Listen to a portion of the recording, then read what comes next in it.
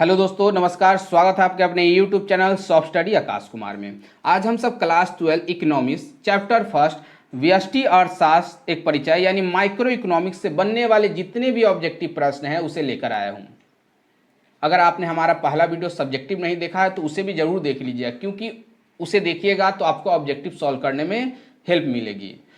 तो वीडियो को पूरा देखिएगा और दोस्तों में इसे शेयर कीजिएगा। तो आते हैं पहले प्रश्न पे। पहला प्रश्न है, अर्थशास्त्र पुस्तक किसके द्वारा लिखा गया। काफी इंपॉर्टेंट प्रश्न है दोस्तों। अर्थशास्त्र पुस्तक किसके द्वारा लिखा गया है? क्या सही जवाब होगा? जल्द से जल्द कमेंट बॉक्स में आप जवाब दीजिएगा। तो इसका जो सही जवाब हो जाएगा ऑप्शन नंबर बी, यहाँ पर कौटिल्य। याद रखिए कौटिल्य के द्वारा अर्थशास्त्र पुस्तक लिखा गया है। याद रखिए कौटिल्य के दो और नाम है। एग्जाम में कोई भी नाम पूछा जा सकता है दोस्तों। तो इनका एक और नाम है चाणक्य और इनका एक और नाम है विष्णुगुप्त। याद रखिएगा इन्हें विष्णुगुप्त भी कहा जाता है और चाणक्य भी कहा जाता है। तो कंफ्यूजन नहीं होइएगा। कौटिल्य अगर ऑप्शन में नहीं रहे तो चाणक्य देखिएगा, चाणक्य न रहे तो विष्णुगुप्त देखिएगा। नेक्स्ट क्वेश्चन है, क्वेश्चन नंबर 2 है, किसने कहा था अर्थशास्त्र धन का विज्ञान है। वीवीआई प्रश्न दोस्तों, ये प्रश्न पूछे गए हैं प्रीवियस पेपर में। किसके द्वारा कहा गया अर्थशास्त्र धन का विज्ञान है? क्या सही जवाब हो जाएगा? सही जवाब हो जाएगा ऑप्शन नंबर सी, यहाँ पर एडम स्मिथ। एडम स्मिथ के द्वारा अर्थशास्त्र को धन का विज्ञान कहा गया। इसने अपनी पुस्तक लिखी थी वेल्थ ऑफ नेशन। याद रखिएगा ये पुस्तक बार बार पूछे गए हैं एग्जाम में। वेल्थ ऑफ नेशन कब लिखा गया दोस्तों? 1776 में यह पुस्तक लिखा गया था और इन्होंने इस पुस्तक में अर्थशास्त्र को धन का विज्ञान बताया है। नेक्स्ट क्वेश्चन है, क्वेश्चन नंबर 3 है, अर्थशास्त्र चयन का तर्कशास्त्र है। किसने कहा था? यह भी वीवीआई प्रश्न है। किसने कहा था अर्थशास्त्र चयन का तर्कशास्त्र है? क्या सही जवाब हो जाएगा? यहाँ पे जो सही जवाब हो जाएगा ऑप्शन नंबर सी, यहाँ पे रॉबिन्स ने कहा था। नेक्स्ट है क्वेश्चन नंबर 4 है, पहली बार व्यष्टि अर्थशास्त्र यानी माइक्रो इकोनॉमिक्स शब्द का प्रयोग किसके द्वारा कहा गया है? याद रखिएगा यहाँ पे पूछा जा रहा है माइक्रो इकोनॉमिक्स वर्ड का प्रयोग किसके द्वारा किया गया है? क्या सही जवाब हो जाएगा? ऑप्शन नंबर डी, यहाँ पर हो जाएगा रैगनर फ्रिश के द्वारा माइक्रो इकोनॉमिक्स शब्द का पहली बार प्रयोग किया गया। याद रखिएगा दोस्तों। और वीडियो कैसा लगा अपने कमेंट बॉक्स में जरूर दीजिएगा जवाब, ताकि मुझे मदद मिल सके और मैं इसी तरह का वीडियो आपके सामने लाता रहूं जो आपके बोर्ड के लिए काफी इंपॉर्टेंट होने वाले हैं। नेक्स्ट है क्वेश्चन नंबर 5, अर्थशास्त्र का जनक यानी फादर ऑफ इकोनॉमिक्स किसे कहा जाता है? क्या सही जवाब हो जाएगा? सभी को पता होगा एडम स्मिथ को, क्योंकि हमारा पहला वीडियो में इस बात की चर्चा की गई है कि अर्थशास्त्र का जनक किसे यानी अर्थशास्त्र का पिता किसे कहा जाता है? एडम स्मिथ को कहा जाता है।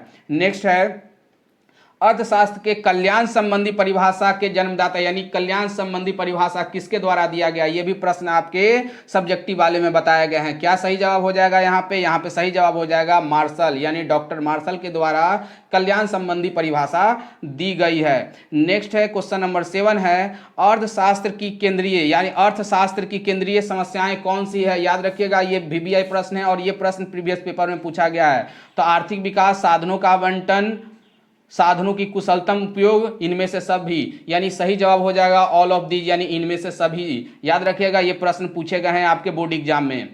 एक व्यक्ति के पास संसाधन होते हैं, क्या सही जवाब होगा? तो एक व्यक्ति के पास सीमित संसाधन होते हैं। याद रखिएगा दोस्तों कितनी संसाधन होती है? सीमित संसाधन होती है। नेक्स्ट है, निम्नलिखित में से कौन सी आर्थिक क्रियाएं अर्थशास्त्र की अध्ययन सामग्री के अंतर्गत सम्मिलित की जाती है? कौन सी क्रियाएं दोस्तों? तो सीमित संसाधन से जुड़ी आर्थिक क्रियाएं या असीमित आवश्यकताओं से जुड़ी आर्थिक क्रियाएं। क्या सही जवाब हो जाएगा? तो यहाँ जो सही जवाब हो जाएगा ऑप्शन नंबर डी, यहाँ पर ए और बी दोनों, ए और बी दोनों। याद रखिएगा जितने भी यहाँ प्रश्न है वो एग्जाम में अगर पूछे गए हैं और एग्जाम में पूछे जा सकते हैं, तो काफी वीवीआई होने वाले हैं ये वीडियो आपके लिए। नेक्स्ट है, अर्थशास्त्र की केंद्रीय समस्या। देखिए दोस्तों ऊपर में भी पूछा गया था अर्थशास्त्र की केंद्रीय समस्या। याद रखिए कहीं कहीं अर्थव्यवस्था लिख देता है, तो कहीं कंफ्यूजन वही नहीं होइएगा कि अर्थव्यवस्था बोला गया है। याद रखिएगा दोनों प्रश्न इंपॉर्टेंट हैं, बस ऑप्शन का दोनों में अंतर है। अर्थशास्त्र की केंद्रीय समस्या या अर्थव्यवस्था की केंद्रीय समस्या, वो भी सही है और यहाँ पर ये भी सही हो जाएगा इनमें से सही। क्या उत्पादन किया जाए, उत्पादन कैसे किया जाए और उत्पादन किसके लिए किया जाए, इनमें सही ये अर्थशास्त्र की केंद्रीय समस्याएं हैं। याद रखिएगा। और नेक्स्ट जो हमारा वीडियो आएगा चैप्टर 2 का, उसमें इसके बारे में और हम लोग डिटेल से पढ़ने वाले हैं। तो वीडियो को जरूर देखिएगा और शेयर और लाइक और सब्सक्राइब जरूर कीजिएगा। नेक्स्ट है, लोग प्रयास करते हैं, किस चीज की प्रयास करते हैं दोस्तों? तो कोई भी लोग जो है वो अपने संसाधनों का सर्वोच्च रूप से उपयोग करने का प्रयास करते हैं। यहाँ पे एक ऑप्शन जो है उसमें लिखा गया अच्छा उपयोग कर सकते हैं, तो बहुत सारे लोगों के मन में होगा कि ऑप्शन नंबर ए यहाँ पर आंसर सही हो जाएगा। जी नहीं, याद रखिए एग्जाम में सारे ऑप्शन को गौर से पढ़िएगा, तभी आप जाकर के टिकट, ये नहीं कि हड़बड़ी में चैप्टर 1 लगा दिए, देखा कि पहला ही ऑप्शन अच्छा उपयोग है, सही मार दिए, तो आपका वहां गलत होने की संभावना बढ़ जाएगी। तो ऑप्शंस को पूरी तरह से पढ़िएगा। यहाँ पे जो सही जवाब हो जाएगा अपने संसाधनों का सर्वोच्च रूप से उपयोग करने का, याद रखिए लोग प्रयास करते हैं। नेक्स्ट है, किसने कहा था कि अर्थशास्त्र कभी वास्तविक विज्ञान होता है और कभी आदर्शक विज्ञान होता है? किसके द्वारा कहा गया दोस्तों? ये भी बहुत इंपॉर्टेंट प्रश्न है। क्या सही जवाब हो जाएगा? फ्रेडमैन के द्वारा कहा गया था कि अर्थशास्त्र कभी वास्तविक विज्ञान होता है और कभी आदर्शक विज्ञान होता है, यानी पॉजिटिव और नॉर्मेटिव। याद रखिएगा हमारा पहला वीडियो में इसके जिक्र किया गया है, तो पहला वीडियो को भी अगर नहीं देखें तो उसे भी देख लीजिएगा। वस्तु कीमत निर्धारण है, वस्तु कीमत निर्धारण क्या सही जवाब हो जाएगा? तो यहाँ सही जवाब होगा इनमें से सभी, यानी पूर्ण प्रतियोगिता, अपूर्ण प्रतियोगिता और एकाधिकार, तीनों होगा। और आगे की जब हम लोग इकोनॉमिक्स आगे के चैप्टर पढ़ेंगे तो ये सारे चीज वहां पे डिस्कशन के तौर पे और अच्छे से पढ़ेंगे। नेक्स्ट है साधन कीमत निर्धारण है। साधन कीमत, ऊपर में था वस्तु कीमत निर्धारण, यहाँ पे साधन कीमत क्या हो जाएगा? तो श्रम की कीमत, भूमि की कीमत, पूंजी की कीमत, या इनमें से सभी? तो सही जवाब हो जाएगा इनमें से सभी, यानी तीनों ऑप्शन यहाँ पे सही है। इसके अलावा लाभ, पुरस्कार और लगान, ये भी साधन कीमत निर्धारण करता है। याद रखिएगा काफी इंपॉर्टेंट होने वाले हैं वीडियो। और कमेंट बॉक्स में अपने विचार और राय दीजिएगा कि वीडियो कैसा लगा, ताकि मुझे भी लगे कि हाँ मैं जो वीडियो बना रहा हूँ वो हमारे स्टूडेंट के लिए, हमारे छात्रों के लिए, दोस्तों के लिए महत्वपूर्ण हो सके। आर्थिक क्रिया के अनुसार अर्थशास्त्र को दो भागों में किसने बांटा? याद रखिएगा दोस्तों यहाँ पे आर्थिक क्रिया पूछा जा रहा है, तो आर्थिक क्रिया के अनुसार अर्थशास्त्र को कितने भागों में बांटा गया? दो भागों में। किसने बांटा? तो सही जवाब हो जाएगा रैगनर फ्रीस के द्वारा यह बांटा गया था। रैगनर फ्रीस के द्वारा यह बांटा गया था। काफी इंपॉर्टेंट प्रश्न बन जाते हैं दोस्तों ये। नेक्स्ट क्वेश्चन नंबर 16 है, अर्थशास्त्र में माइक्रो शब्द कहां से लिया गया? यानी माइक्रो हम लोग पढ़ते हैं, वो कहां से लिया गया है, किस शब्द से? अरबी शब्द से, उर्दू से, अंग्रेजी या ग्रीक से? तो ये सही जवाब हो जाएगा ग्रीक से लिया गया। काफी इंपॉर्टेंट प्रश्न बन जाते हैं, ये भी प्रश्न पूछे गए हैं प्रीवियस पेपर में।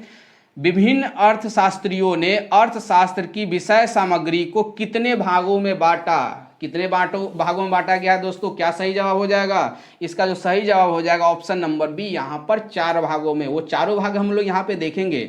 धन संबंधी विचारधारा, याद रखिएगा धन संबंधी, कल्याणवादी विचारधारा, दुर्लभता संबंधी विचारधारा और विकास केंद्रित विचारधारा। इसके बारे में और आगे प्रश्न मिलेंगे तो और अच्छा से डिस्कस हम लोग करेंगे। यहाँ पे धन संबंधी विचारधारा किसने प्रस्तुत किया? ये देखिए यहाँ पे मिल गया क्वेश्चन, धन संबंधी जो है वो किसके द्वारा यह प्रस्तुत किया गया है? तो क्या सही जवाब हो जाएगा यहाँ पे जो सही जवाब हो जाएगा ऑप्शन नंबर यहाँ पर डी हो जाएगा, सभी। यानी सभी ने, एडम स्मिथ, वाकर, जीन वेस्टिट यानी JB ने भी धन संबंधी विचारधारा प्रस्तुत किया है। नेक्स्ट है 19 नंबर है दोस्तों, कल्याणवादी विचारधारा किसने प्रकट किया है? ये भी क्या होगा सही जवाब? तो इसका जो सही जवाब हो जाएगा ये भी हो जाएगा ऑल ऑफ दीज, यानी मार्शल, कैनन, पिगू, इन सभी ने कल्याणवादी विचारधारा प्रकट किया है। नेक्स्ट है क्वेश्चन नंबर 20 है, विकास केंद्रीय विचारधारा। याद रखिए विकास केंद्रीय विचारधारा किसने प्रस्तुत किया था? क्या सही जवाब होगा दोस्तों? सभी के मन में क्या लग रहा है, क्या सही जवाब होगा? जल्द से जल्द कमेंट बॉक्स में आप दे सकते हैं जवाब इसके। तो इसका जो सही जवाब हो जाएगा ऑप्शन नंबर यहाँ पर हो जाएगा बी, यहाँ पे सैमुअल्सन। यहाँ पे क्या सही जवाब होता है दोस्तों? यहाँ पे सैमुअल्सन हो जाएगा, ऑप्शन नंबर बी सही यही होगा। इसके अनुसार अर्थ, इन्होंने क्या कहा इसको भी जान लेते हैं थोड़ा सा। तो इनके अनुसार अर्थशास्त्र सीमित साधनों का वितरण एवं आर्थिक विकास दोनों पहलुओं को संबंधित किया जाता है। इन्होंने बताया क्या कि अर्थशास्त्र जो है वो सीमित साधनों का वितरण है, यानी डिस्ट्रीब्यूशन है सीमित साधनों का, और आर्थिक विकास दोनों का ये योग है। नेक्स्ट है दुर्लभता संबंधी विचारधारा किसने प्रस्तुत किया? दुर्लभता किसके द्वारा होगा दोस्तों? क्या सही जवाब हो जाएगा? तो यहाँ जो सही जवाब हो जाएगा ये हो जाएगा रॉबिन्स। सही जवाब क्या हो जाएगा यहाँ पे? रॉबिन्स। यहाँ पे देखिए याद रखें यहाँ पे एक ऑप्शन लिखा हुआ है सभी, तो बस बच्चों के माइंड में हो रहा है कि जब जहाँ ऑप्शन में सभी दिया जाता है उसमें अधिकतर आंसर सभी हो जाएंगे। तो ये सभी देखिएगा कन्फ्यूजन हो गया, इसीलिए हम लोग पूरा यहाँ से ये ऑप्शन इसीलिए दिया गया है कि आप कन्फ्यूजन हो कि सभी हो। यहाँ पे सभी नहीं होगा, सिर्फ रॉबिन्सन हो जाएगा दोस्तों, याद रखिएगा। तो यहाँ पे जो सही जवाब यानी दुर्लभता संबंधी विचारधारा रॉबिन्स के द्वारा दिया गया है। नेक्स्ट है क्वेश्चन नंबर 22 है, अर्थशास्त्र को वास्तविक विज्ञान यानी के श्रेणी में किसने रखा, यानी कहने का मतलब है as they are. As they are यहाँ पे कहने का मतलब क्या होगा कि जैसा है उसी तरह से उसका इस्तेमाल करना, यानी वास्तविक विज्ञान के श्रेणी में किसने रखा है। क्या सही जवाब होगा यहाँ पे, तो यहाँ पे सही जवाब हो जाएगा ऑल ऑफ दीज, यानी इन्होंने सभी ने, यानी जेबी से नसाउ विलियम सीनियर या प्रोफेसर रॉबिन्स, तीनों ने वास्तविक विज्ञान के श्रेणी यानी अर्थशास्त्र को वास्तविक विज्ञान श्रेणी में रखा है। जानते हैं कुछ और महत्वपूर्ण बातें हैं दोस्तों, इनके बारे में जान लेते। इसमें कारण और परिणाम, याद रखिएगा इसमें कारण और परिणाम का जिक्र किया गया है। किसका जिक्र किया गया है दोस्तों, कारण और परिणाम, यानी काउज एंड इफेक्ट के बारे में निर्धारित किया गया है। क्या क्या हो सकता है, एग्जाम्पल अगर देखेंगे तो उपभोग, उत्पादन, विनिमय, वितरण, राजस्व, इसके उदाहरण हैं। अब यहाँ पे थोड़ा सा जान लेते हैं उपभोग। अगर हमारा पहला वीडियो आपने नहीं देखा तो उसमें भी उपभोग के बारे में बताया गया, यहाँ पे भी थोड़ा 2 लाइन बता देता हूँ ताकि आपकी मदद हो सके। तो उपभोग क्या होता है, तो उपयोगिता का नाश, उपयोगिता का नाश ही उपयोग, तो ये कारण हो गया, उपयोगिता का नाश हुआ कारण हो गया, और उसके कारण घटती उपयोगिता, यानी जो चीज है वो अगर ज्यादा उपयोग करेंगे तो वो घट जाएगी, तो परिणाम क्या निकला, वो चीज घट जाएगी। तो कारण क्या हो गया, ज्यादा उपयोग करेंगे कारण हो गया, और घट गए तो उसका परिणाम हो गया। तो आपको समझ में आया होगा। दूसरा अगर एग्जाम्पल ले, अगर दूसरा उत्पादन से अगर समझते हैं तो उत्पादन में क्या हो सकता है, उत्पत्ति का नाश, उत्पत्ति यानी प्रोडक्शन, उत्पत्ति यानी प्रोडक्शन, नियम से भी क्या हो सकता है, यहाँ पे कारण हो सकती है, और इससे क्या हो सकती है, परिणाम संबंधी विचारधारा भी प्रस्तुत हो सकती है। तो ये है उसी तरह से वितरण, राजस्व, ये सब कारण और परिणाम पे संबंधित है। नेक्स्ट है क्वेश्चन नंबर 23 है, अर्थशास्त्र के आदर्शक विज्ञान के श्रेणी में किसने रखा। अर्थशास्त्र को आदर्शक विज्ञान के श्रेणी में किसके द्वारा रखा गया, काफी इंपॉर्टेंट है दोस्तों। क्या सही जवाब हो जाएगा, तो यहाँ भी हो जाएगा इनमें से सब, यानी मार्शल, पिगू और किन्स ने अर्थशास्त्र को आदर्शक विज्ञान यानी नॉर्मेटिव साइंस के श्रेणी में रखा है। इन्होंने इसमें यह बतलाया है कि वस्तु क्या होनी चाहिए, यानी वस्तु क्या होनी चाहिए, इसमें उन्होंने इस चीज को बताया है। नेक्स्ट है क्वेश्चन नंबर 24 है, किसने कहा था कि व्यष्टि अर्थशास्त्र यानी माइक्रो इकोनॉमिक्स व्यक्तिगत इकाई के आर्थिक व्यवहार का अध्ययन करता है, यानी व्यक्तिगत इकाई का अध्ययन करता है। क्या सही जवाब हो जाएगा यहाँ पे, क्या ऑप्शन नंबर डी आपको लग रहा होगा दोस्तों, जी नहीं, यहाँ पे ऑप्शन नंबर ए होगा, केई बोल्डिंग। केई बोल्डिंग ने कहा था कि व्यष्टि अर्थशास्त्र जो है वो व्यक्तिगत इकाई के आर्थिक व्यवहार का अध्ययन करता है, ना कि यहाँ पे ऑल ऑफ दीज हो जाएगा। नेक्स्ट है क्वेश्चन नंबर 25 है, निम्नलिखित में से कौन व्यष्टि अर्थशास्त्र यानी माइक्रो इकोनॉमिक्स शब्द की शाखा नहीं है। याद रखिएगा माइक्रो इकोनॉमिक्स शब्द की 3 शाखाएं थी दोस्तों यहाँ पे, तो यहाँ पे कौन नहीं होगा, यहाँ पे पूछा गया कौन नहीं होगा, तो आर्थिक कल्याण है, साधन कीमत है, वस्तु कीमत है। तो इसका मतलब है कि क्या सही जवाब हो जाएगा, ऑप्शन नंबर डी, यानी इसमें से कोई नहीं, यानी ये तीनों है। और क्वेश्चन में पूछा गया है कौन नहीं है, तो याद रखिएगा कंफ्यूजन नहीं होएगा। यहाँ पे क्वेश्चन क्या पूछा गया है, कौन नहीं है, और ये तीनों है किसकी, अर्थशास्त्र यानी माइक्रो इकोनॉमिक्स की शाखाएं हैं। तो सही जवाब हो जाएगा ऑप्शन नंबर डी, इनमें से कोई नहीं। नेक्स्ट है, निम्नलिखित में से कौन उत्पत्ति यानी प्रोडक्शन का साधन नहीं है। प्रोडक्शन उत्पादन का कौन सा साधन नहीं है, वीवीआई प्रश्न दोस्तों, ये प्रश्न पूछे गए हैं यहाँ पे प्रीवियस पेपर में, ये प्रश्न पूछे गए हैं। पूंजी, मुद्रा, भूमि या श्रम, क्या सही जवाब हो जाएगा, तो इसका जो सही जवाब हो जाएगा ऑप्शन नंबर बी, यहाँ पर मुद्रा हो जाएगा। क्या सही जवाब होगा, पूंजी यानी कैपिटल, मुद्रा यानी मनी, भूमि यानी लैंड या श्रम यानी लेबर। याद रखिएगा सही जवाब हो जाएगा मुद्रा। आपको लग रहा है सर ये मुद्रा कैसे होगा, तो मुद्रा कहने का मतलब यहाँ मनी, मनी से हम लोग क्रय विक्रय कर सकते हैं, खरीद विक्रय कर सकते हैं, प्रोडक्शन नहीं कर सकते हैं हम लोग, इसीलिए यहाँ पे सही जवाब हो जाएगा मुद्रा हो जाएगा। नेक्स्ट है क्वेश्चन नंबर 27 है, उपभोक्ता के व्यवहार का अध्ययन किया जाता है। उपभोक्ता के व्यवहार का अध्ययन कैसे किया जाता है, किसके अनुसार, ऑप्शन है आय विश्लेषण में, सूक्ष्म अर्थशास्त्र में, समष्टि अर्थशास्त्र में। क्या सही जवाब होगा दोस्तों इसका, तो इसका जो सही जवाब हो जाएगा सूक्ष्म अर्थशास्त्र में हम लोग उपभोक्ता के व्यवहार का अध्ययन करते हैं। याद रखिएगा, जब माइक्रो इकोनॉमिक्स हमने पढ़ा था तो उसमें उपभोक्ता के व्यवहार का अध्ययन बताया गया है। नेक्स्ट क्वेश्चन नंबर 28 है, समष्टि अर्थशास्त्र का जनक किसे कहा जाता है। VVI प्रश्न दोस्तों, हमने पढ़ा है कि फादर ऑफ इकोनॉमिक्स किसे कहा जाता है, और यहाँ पे हो गया समष्टि अर्थशास्त्र का जनक किसे कहा जाता है। क्या सही जवाब हो जाएगा? सही जवाब हो जाएगा ऑप्शन नंबर सी, यहाँ पर पीगू। याद रखिएगा, सही जवाब क्या हो जाएगा? पीगू। नेक्स्ट क्वेश्चन नंबर 29 है, समष्टि अर्थशास्त्र किस सिद्धांत के अंतर्गत आता है। इसके सिद्धांत बताना है दोस्तों, किस सिद्धांत के अंतर आता है। आर्थिक कल्याण सिद्धांत, आय रोजगार सिद्धांत, वस्तु कीमत सिद्धांत या वितरण कीमत सिद्धांत। क्या सही जवाब हो जाएगा? इसका जो सही जवाब हो जाएगा ऑप्शन नंबर बी, आय रोजगार सिद्धांत है। याद रखिएगा, अभी हमने पढ़ा था जो आर्थिक है, जो वस्तु है, जो वितरण है, वो व्यष्टि अर्थशास्त्र के सिद्धांत के अंतर्गत आता है, जबकि आय और रोजगार जो है, आय रोजगार, वो समष्टि अर्थशास्त्र के अंतर्गत आता है। हमारे पहले वीडियो में इस बात की भी चर्चा की गई है, तो देखिएगा जरूर हमारा पहला वीडियो जिन्होंने नहीं देखा है। नेक्स्ट है, कल्याणकारी अर्थव्यवस्था के जनक किसे कहा जाता है। काफी इंपॉर्टेंट प्रश्न है यहाँ पे दोस्तों, कल्याणकारी अर्थव्यवस्था के जनक किसे कहा गया। क्या सही जवाब हो जाएगा? इसका जो सही जवाब हो जाएगा ऑप्शन नंबर बी, यहाँ पर अमर्त्य सेन को कल्याणकारी अर्थव्यवस्था का जनक कहा जाता है। जानते हैं अमर्त्य सेन के बारे में?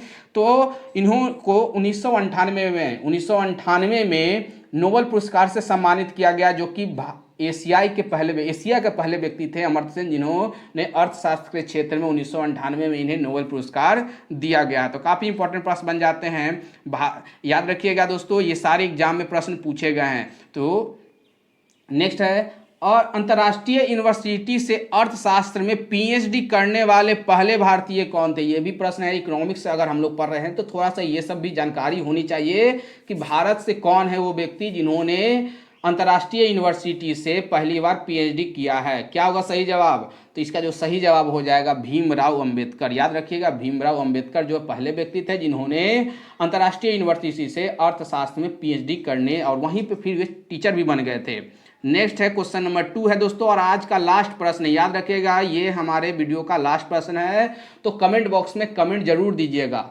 वीडियो कैसा लगा जवाब दीजिएगा, ताकि मैं इसी तरह का प्रश्न आपके सामने लाता रहूं। तो लास्ट प्रश्न है, धन निकासी यानी ड्रेन ऑफ वेल्थ सिद्धांत किसने दिया। याद रखिएगा, ये प्रश्न भी पूछे गए हैं, धन निकासी यानी ड्रेन ऑफ वेल्थ सिद्धांत किसने दिया। क्या सही जवाब हो जाएगा? इसका जो सही जवाब हो जाएगा ऑप्शन नंबर बी, यहाँ पर दादा भाई नौरोजी हो जाएगा। जानते हैं यहाँ पे कुछ महत्वपूर्ण बातें भी जान लेते हैं दोस्तों। हमारे चैनल का नाम है सॉफ्ट स्टडी आकाश कुमार, याद रखिएगा दोस्तों में इसे शेयर कीजिएगा। तो 1867 में लिखी उन्होंने एक पुस्तक लिखी थी, poverty and un British rule in India. ये पुस्तक से प्रश्न पूछे गए हैं, याद रखिएगा, poverty and un British rule in India पुस्तक किसके द्वारा लिखी गई है। तो इन्होंने इस पुस्तक में धन निकासी यानी ड्रेन ऑफ वेल्थ की बात कही है। इन्होंने कहा है कि भारत में जो गरीबी है वो औपनिवेशिक यानी अंग्रेजों के शासन के कारण हुई है। यह भारत की संपदा और समृद्धि को क्या कर रहे हैं, खत्म या कम कर रहे हैं। तो याद रखिएगा, काफी इंपॉर्टेंट प्रश्न बन जाते हैं। तो हमारे चैनल सॉफ्ट स्टडी को दोस्तों में शेयर कीजिएगा और कमेंट बॉक्स में जरूर कमेंट कीजिएगा। इसी के साथ मैं अपना वीडियो आज का समाप्त करता हूं। धन्यवाद।